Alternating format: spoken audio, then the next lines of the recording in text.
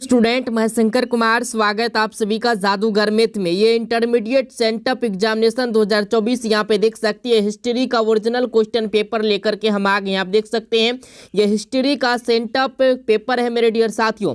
जिसका भी हिस्ट्री है, हिस्ट्री में जो है अभी आपको लेट है, यानी 18 तारीख को आप लोगों का एग्जाम है 18 से ना। तो पहले आप लोगों को जो ये ऑब्जेक्टिव करवा रहे हैं फटाफट से आप लोग कंप्लीट कर लीजिए। और न्यू विद्यार्थी जो भी है तो चैनल को सब्सक्राइब कर लीजिए। यहाँ पे टोटल पेपर आपको जो है ओरिजिनल वाला मिल जाएगा।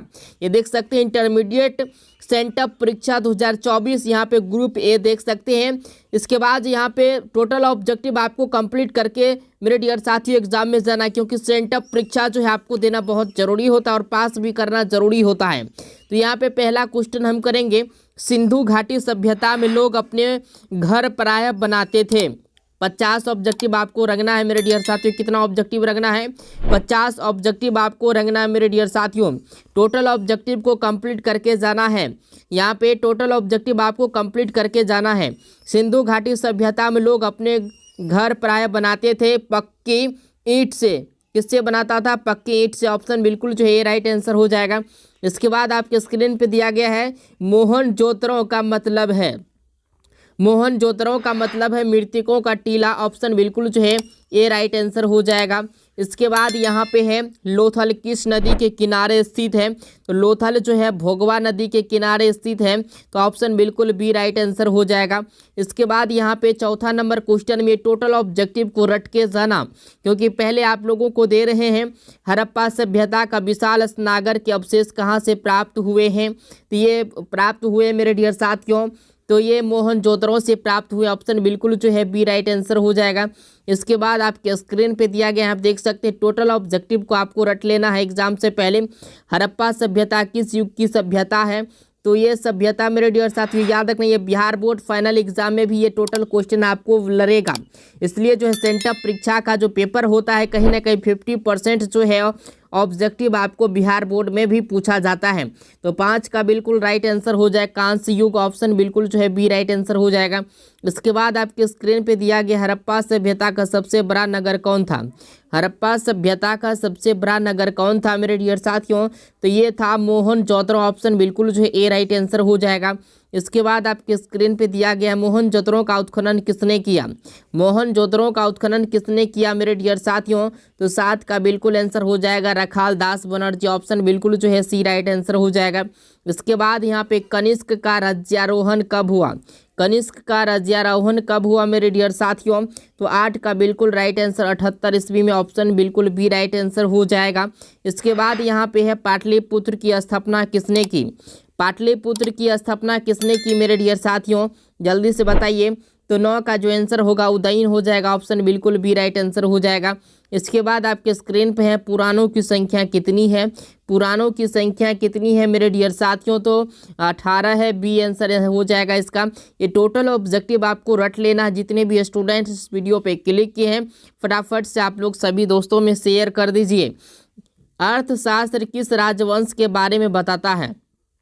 अर्थशास्त्र किस राजवंश के बारे में बताता है? तो Satavahana. Option D right answer होना चाहिए इसका। आप लोग कमेंट करके जरूर बताइएगा। मेरे अनुसार से ये नहीं होगा, मौर्य हो जाएगा, क्योंकि अर्थशास्त्र जो है किस राजवंश के बारे में बताता है? तो मौर्य वंश के बारे में। ऑप्शन बिल्कुल जो है राइट आंसर हो जाएगा।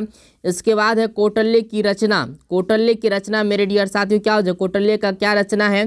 तो 13 नंबर का बिल्कुल अर्थशास्त्र हो जाएगा और बी राइट आंसर। इसके बाद यहाँ पे प्रयाग प्रस्ती की रचना किसने की? प्रयाग प्रस्ती की रचना किसने की मेरे डियर साथियों? तो 14 नंबर का बिल्कुल हो जाएगा हरिसेन। ऑप्शन सी राइट आंसर हो जाएगा। इसके बाद आपके स्क्रीन पे दिया गया है प्रयाग प्रस्ती, ये तो हो गया। प्राचीन भारत में नवरत्न किस शासक के दरबार में रहते थे? बताइए, प्राचीन भारत में नवरत्न किस शासक के दरबार में रहते थे? तो 15 का बिल्कुल राइट आंसर हो जाएगा चंद्रगुप्त विक्रमादित्य। ऑप्शन बिल्कुल जो है डी राइट आंसर हो जाएगा। इसके बाद आपके स्क्रीन पे महाभारत की रचना किस भाषा में हुई? महाभारत की रचना किस भाषा में हुई? संस्कृत भाषा में। ऑप्शन बिल्कुल जो है राइट आंसर हो जाएगा। इसके बाद है महाभारत का युद्ध कितने दिनों तक चला? सभी को पता है महाभारत का युद्ध 18 दिनों तक चला था। ऑप्शन सी राइट आंसर हो जाएगा। ये टोटल ऑब्जेक्टिव आप जल्दी से रट लीजिए। महावीर का जन्म कहाँ हुआ था? महावीर का जन्म कहाँ हुआ था मेरे डियर साथियों? 19 का बिल्कुल राइट आंसर आपका हो जाएगा वैशाली। ऑप्शन इसका ए राइट आंसर हो जाएगा। इसके बाद यहाँ पे दिया गया भगवान बुद्ध को महापरिनिर्वाण कहाँ प्राप्त हुआ? भगवान बुद्ध को महापरिनिर्वाण कहाँ प्राप्त हुआ? तो 20 का आंसर हो जाएगा कुशीनगर। ऑप्शन बिल्कुल जो है डी राइट आंसर हो जाएगा। इसके बाद यहाँ पे है गौतम बुद्ध ने अपना प्रथम धर्मोपदेश कहाँ दिया था? गौतम बुद्ध ने अपना प्रथम धर्मोपदेश कहाँ दिया था मेरे डियर साथियों? तो ये दिया था सारनाथ में। ऑप्शन बिल्कुल जो है बी राइट आंसर हो जाएगा। इसके बाद यहाँ पे दिया गया है सांची के स्तूप का निर्माण किसने कराया था? सांची के स्तूप का निर्माण किसने कराया था मेरे डियर साथियों?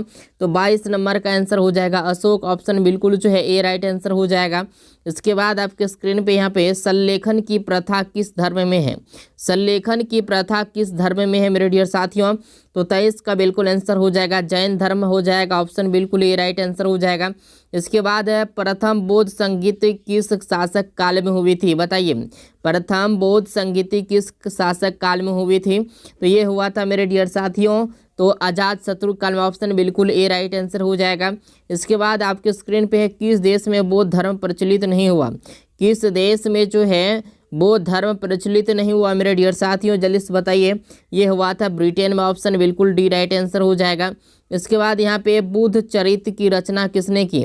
बुद्ध चरित्र की रचना जो है किसने की मेरे डियर साथियों? तो 26 का बिल्कुल राइट घोष हो जाएगा। बी राइट आंसर हो जाएगा। इसके बाद यहाँ पे है हीनयान और महायान का संबंध किस धर्म से है मेरे डियर साथियों? हीनयान और महायान का संबंध किस धर्म से है? तो ये बौद्ध धर्म से है। ऑप्शन बिल्कुल सी राइट आंसर हो जाए। कमेंट करके आप लोग जरूर बताइएगा। इसका राइट आंसर सी ही होगा, बौद्ध धर्म ही होगा। ठीक है। सूत पिटक किस धर्म से संबंधित है? बौद्ध धर्म से संबंधित। यहाँ थोड़ा सा धुंधला दिखाई दे रहा है तो इसके लिए कोई दिक्कत नहीं है। यहाँ पे लिखा हुआ सूत पिटक किस धर्म से संबंधित है? तो बौद्ध धर्म से संबंधित है। इस नंबर में दिया गया है किस शासक के काल में इब्न बतूता भारत आया था? तो ये 32 नंबर का जो आंसर होगा आपका बिल्कुल ये मोहम्मद बिन तुगलक हो जाएगा। ऑप्शन डी राइट आंसर हो जाएगा। इसके बाद यहाँ पे 33 नंबर में दिया है कुतुब मीनार का निर्माण किस शासक के समय पूरा हुआ? बताइए, कुतुब मीनार का निर्माण किस शासक के समय पूरा हुआ था मेरे डियर साथियों? तो ये हुआ था कुतुबुद्दीन ऐबक के काल में। ठीक है। यहाँ पे क्या पूछा? कुतुब मीनार का निर्माण किस शासक के समय में पूरा हुआ था? जिस समय कुतुब ऐबक का समय था मेरे डियर साथी, उसी समय जो है कुतुब मीनार का निर्माण कराया गया था। और पूछेगा कुतुब मीनार का निर्माण किस ईस्वी में किया गया था? ये भी कभी कभी पूछ देता मेरे डियर साथियों। तो कुतुबुद्दीन ऐबक हो जाएगा। ऑप्शन बिल्कुल ए राइट आंसर हो जाएगा। और भी सब्जेक्ट का चाहिए। देखिए, सबसे पहले आपको बता देना चाहते हैं, अगर पूरा ऑब्जेक्टिव लेना चाहते हैं तो चैनल को फटाफट से सब्सक्राइब करके रखिए। टोटल ऑब्जेक्टिव आपको कम्युनिटी में जो है आंसर शीट मिल जाएगा। अगर आप जो है PDF लेना चाहते हैं तो टेलीग्राम आपको जो है ज्वाइन करना, जादूगर मैथ 2 के नाम से टेलीग्राम है, ज्वाइन कर लीजिएगा। तो वहाँ से आपको PDF भी मिल जाएगा। और PDF लेने के लिए आपको चैनल को सब्सक्राइब करके रखना है। कम्युनिटी में आपको PDF मिल जाएगा।